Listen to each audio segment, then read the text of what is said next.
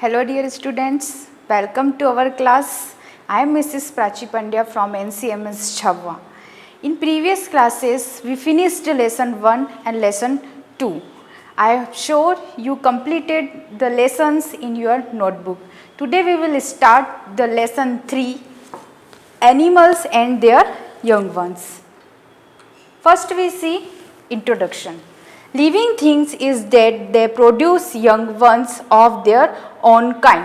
Living things जो होती है वह अपने ही समान यंग वंस को रिप्रोड्यूस करते हैं. This process is called reproduction और इस प्रोसेस को जो है वो रिप्रोडक्शन कहा जाता है. Third, some animals lay eggs from which the young ones hatch whereas other animals give birth to young ones directly without laying eggs. कुछ एनिमल्स जो है वो एग्स को रिप्रोड्यूस करते हैं और कुछ एनिमल्स जो है वो बाय बर्थ मतलब जन्म देते हैं और कुछ एनिमल्स जो है वो एग देते हैं जिससे कि उनका यंग वंस बाहर आते हैं. और 2 टाइप्स का रिप्रोडक्शन होता है. The animals lay eggs and animals give birth. It means कि जो है एनिमल्स एग्स देते हैं जिससे उनके बेबी बाहर आते हैं. दूसरा जो बच्चे को जन्म देते हैं. Animals they lay eggs means कि जो एनिमल्स एग्स देते हैं.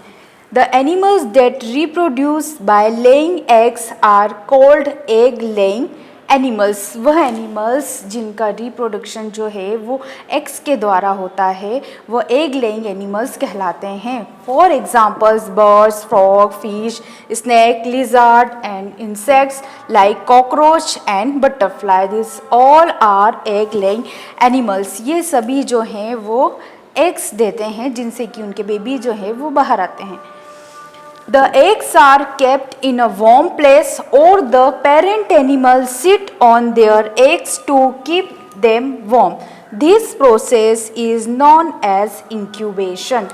इस एग को जो है वो एक गर्म प्लेस पर रखा जाता है और जो पेरेंट एनिमल्स होते हैं वो उस एग पर बैठकर उसे गर्मी देते हैं, उसे इंक्यूबेट करते हैं और इस प्रोसेस को जो है वो इंक्यूबेशन कहा जाता है. Next is birds lay eggs in their next. जो बर्ड्स होती है वो अपना एग जो है वो नेक्स्ट में देती है. नेक्स्ट मीन्स घोंसले में देती है. They incubate the eggs by sitting on them until the eggs hatch into young ones. और उस एग पर बैठकर उन्हें इंक्यूबेट करती है जब तक कि उससे जो यंग वंस है वो बाहर ना निकल जाए. When the eggs hatch, chicks come out. और जब तक कि चिक्स जो है वो उससे बाहर ना जाए. They cannot fly as they are featherless and cannot see.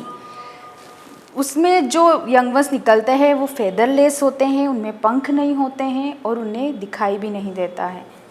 The parent birds help them in feeding and take care of them until they develop feathers and learn to fly. और उनके जो पेरेंट बर्ड्स होते हैं वह उनको feeding कराते हैं, उनका ध्यान रखते हैं जब तक कि उनमें फेदर्स डेवलप ना हो जाए और वो फ्लाई करना ना सीख जाएं. Next is the life cycle of a hen. See this a picture of life cycle. A hen lay their eggs are hatched and chicks come out. Chicks grow and become adult hen. This is a life cycle of a hen. Next, structure of an egg. Eggs produced by all the birds have the same kind of internal structure. सभी birds जो है वो egg देती हैं और इन eggs का जो internal structure होता है वो same होता है. The thin hard outer layer that protect the contents of the egg is called the egg shell. Egg के जो बाहर का आवरण होता है वह पतला और हार्ड होता है जो कि एग के अंदर के कंटेंट को प्रोटेक्ट करता है और इसे एग शेल कहा जाता है.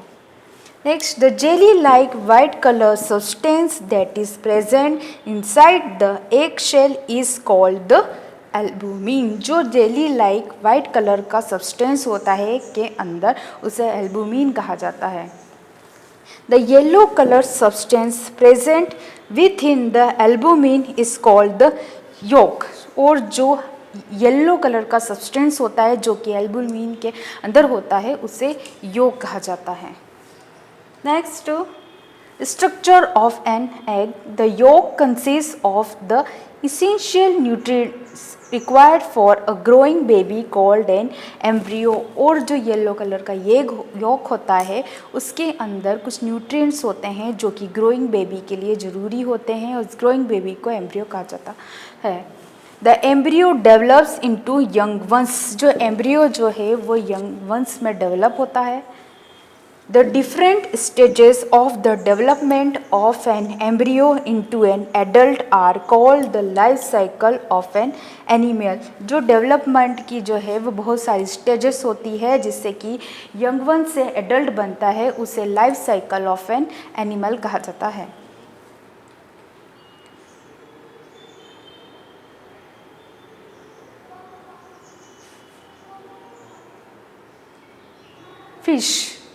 फिश ले plenty of eggs in water at a time. Fish जो है वो बहुत सारे एग देती है पानी में। Out of this only a few develop into baby fish as some of the egg get eaten by the larger fish and the other animals. जो fish out of this only few develops, इन eggs में से कुछ develop होते हैं और कुछ जो है वो फिश के द्वारा खा लिए, जो बड़ी फिश के द्वारा खा लिए जाते हैं और अदर एनिमल्स के द्वारा खा लिए जाते हैं। These eggs obtain warmth for incubation from the sun rays। ये एग जो हैं वो सन रेज से इंक्यूबेशन के लिए गर्मी लेते हैं। Next, structure of an egg। See, the thin hard outer layer is called eggshell. This is the egg membrane. White color substance is called albumin. Yellow color substance is called yolk, and this is the air sac। Life cycle of a frog। Frog also lay a large number of eggs in water like fish। Frog भी जो है वो बहुत सारे egg जो है वो पानी में देते हैं। These eggs appear as large cluster of jelly-like substance known as spawns। जो एग है वो एक जेली लाइक सब्सटेंस अपने चारों ओर बनाते हैं, उसे कि जिसे स्पॉन कहा जाता है। The young ones that hatch from these eggs are called tadpoles। In egg से जो यंग वंस निकलते हैं उन्हें टेडपोल कहते हैं। Tadpoles look very different from the adult frog. Tadpole का जो लुक्स है वो एडल्ट फ्रॉग से बिल्कुल ही डिफरेंट होता है। The process of the transformation of a young one into an adult that looks completely different is called Metamorphosis. Transformation की जो प्रोसेस है जिससे यंग वन से एडल्ट बनता है वो कम्प्लीटली डिफरेंट होती है, और इस प्रोसेस को जो है वो मेटामॉर्फोसिस कहा जाता है। After Metamorphosis the tadpoles becomes an adult frog। Metamorphosis के बाद में जो टेडपोल्स होते हैं वो एडल्ट फ्रॉग में कन्वर्ट हो जाते हैं। Next, the life cycle of a frog. This is the life cycle of a frog. Frog lay eggs in water. Eggs create a jelly-like substance is known and spawns and becomes embryo. Embryos becomes baby tadpoles, and tadpoles have tail, grow tail, and fins and gills also develops for breathing, and hind limbs are developed, and after a few days forelimbs and lungs are developed for breathing out of the surface, and after that tails disappears and becomes adult। This is a life cycle of a frog। Next is a life cycle of a butterfly। हम butterfly की life cycle को पढ़ेंगे। The life cycle of a butterfly has a 4 stages. Butterfly की life cycle की 4 stages होती है। They lay their eggs on leaves. Butterfly जो है वो अपने एग्स जो है वो लीव्स पर देते हैं। Small worm like caterpillar hatches from the eggs. Egg से जो है वो एक स्मॉल लाइक कैटरपिलर निकलते हैं। This stage is called larva और उस स्टेज को लार्वा कहा जाता है. The caterpillars grows inside biting the leaves of the plants and develops a protective covering around itself. जो कैटरपिलर है वो लीव्स को खाकर ग्रो करते हैं और फिर अपने चारों ओर जो है वो एक प्रोटेक्टिंग कवर बनाते हैं. Its stage is known and pupa. इस स्टेज को क्या कहा जाता है? Pupa. Next, the pupa sheds its old skin many times. और जो प्यूपा होता है वो अपनी ओल्ड स्किन को जो है वो निकाल देते हैं. The process of shedding old skin by animals is called moulting.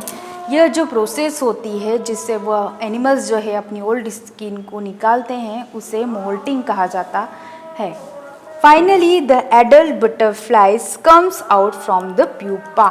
Then finally pupa से जो है वो एडल्ट बटरफ्लाई बाहर आ जाती है. Life cycle of butterfly. This is a picture of life cycle. Butterflies legs their eggs in leaves. Butterfly जो है वो अपने एग्स जो है वो इस लीव्स पर देती है. देन आफ्टर डेट एग से जो है वो वॉर्म लाइक कैटरपिलर बाहर आता है. फिर ये कैटरपिलर जो है वो लीव्स को खाकर ग्रो करते हैं. फिर ये अपने चारों ओर एक कोकून का जो है वो एक आवरण बनाते हैं जिस स्टेज इसे प्यूपा कहा जाता है. इसके बाद में ये अपना आवरण को तोड़कर जो है वो एडल्ट बटरफ्लाई बाहर आ जाती है. ये life cycle of butterfly. Thank you students. Please watch this video carefully and revise it at home, and we will continue the remaining lesson in next class. Thank you.